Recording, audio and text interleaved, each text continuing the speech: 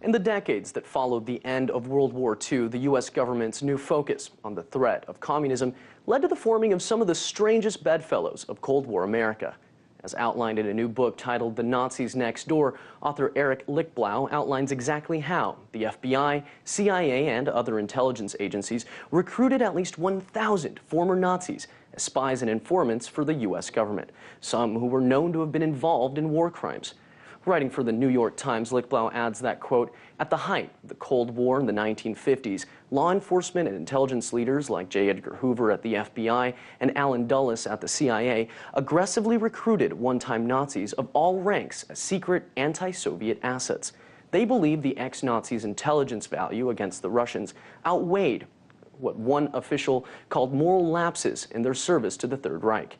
But it's those moral lapses that have been at the heart of this controversy since details of U.S. recruitment of former Nazis first emerged in the 1970s. In fact, declassified documents point to the many roles and tasks performed by U.S. enlisted Nazis in the 1950s and 60s, including infiltrating Russian-controlled territories for surveillance and conducting security briefings on Soviet affairs for American government officials.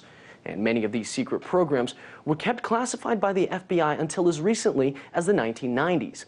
But stories of cooperation between the U.S. government and former German Nazis is nothing new, exemplified perfectly by the case of former NASA engineer Wernher von Braun, a former Nazi scientist who helped develop rockets for Adolf Hitler, but was later recruited by the U.S. under a campaign known as Operation Paperclip.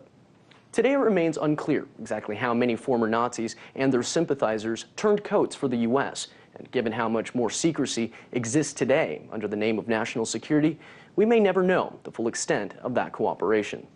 Manuel Rapalo, RT, Washington.